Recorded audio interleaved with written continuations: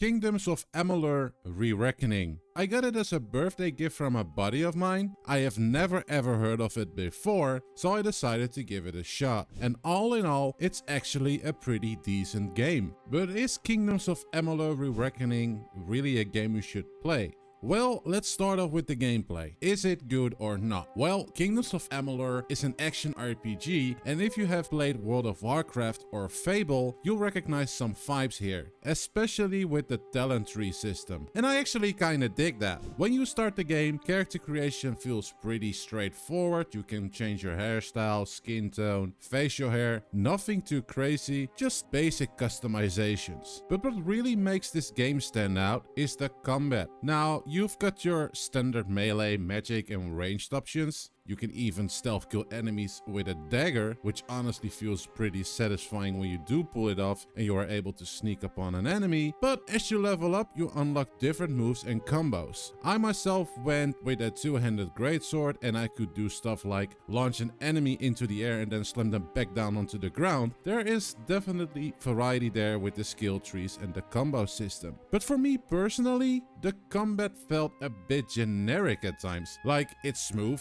and it works, but it just didn't hit that dopamine level for me, you know? I know there's people out there who love the combat system, and I totally get it. There's depth if you invest in it, but this is just my take. Let me know what you think if you have played Kingdoms of Amalur before. One thing I did enjoy though is this Reckoning mode, which is actually where the game's name comes from. You fill up your Fate energy bar through combat, and when it's full, you can go into this mode where your character becomes way more powerful. It's a cool feature that adds some extra punch to the fights you get in, even if it doesn't completely solve the repetitiveness that I have encountered in the game. And that brings me to the world. I mean, this is where I started to feel the repetitiveness kick in really hard. Early on, the environment just doesn't change much. I swear I've been running through the same corrupted forest for hours, and the game does open up more later in the story, but in the beginning it really drags a bit.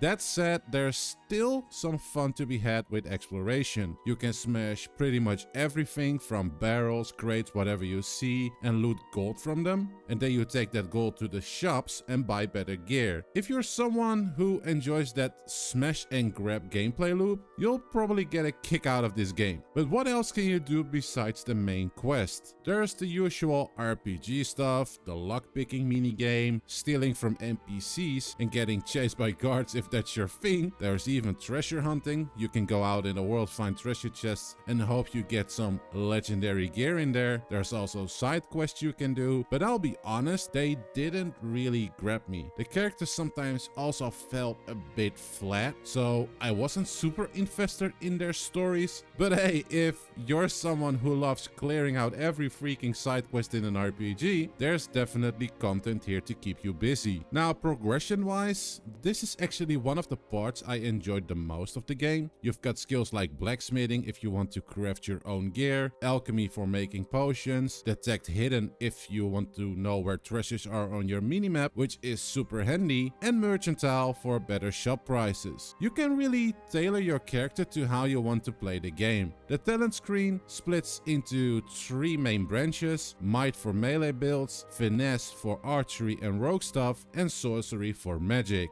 And the beautiful thing about this is you can mix and match points across all three of them if you want more of a hybrid build, which is pretty flexible and I really like it. And then there are these destiny cards. They are basically buffs that match your playstyle based on where you've invested your skill points. It's a nice touch that adds another layer to your character building. Now, on the technical side of things, I have got nothing bad to say here. The game runs perfectly, there were no crashes, no stutters, just smooth performance all around. But then again, it's a 2012 game, so that's kind of expected on modern hardware. So my final thoughts for Kingdoms of Amalur Re-Reckoning is that it's a solid 7 out of 10 for me. It's not a must play and it's not gonna blow your mind, but if you are bored scrolling through your Steam library looking for something to kill time with and you want a cheap RPG to zone out to, then this is a decent pick. I wouldn't call it a bad game at all. There's clearly a lot of things that people love. It just sometimes didn't fully click with me. But your experience might be totally different. So what do you think? Have you played Kingdoms of Amalur before in the past, or are you gonna check it out? Did you love it or did you not? Didn't it hit for you or whatever? Drop a comment down and let me know. I am genuinely curious what you guys think. And if you want more honest opinions on RPGs just like this, go ahead and hit the subscribe button. It helps the channel out a ton and I really appreciate it. Also, if you're feeling generous and want to support what I'm doing here, I've got a buy me a coffee link down in the description, because these videos actually take quite some time to make and they aren't free. But no pressure at all, guys. I only wanted to inform you that there is a link down there if you do feel generous. So next up, I have this video on Enshrouded. That game is seriously addictive and you really want to check it out. Here you go. Thanks for watching and see you in the next one. Peace.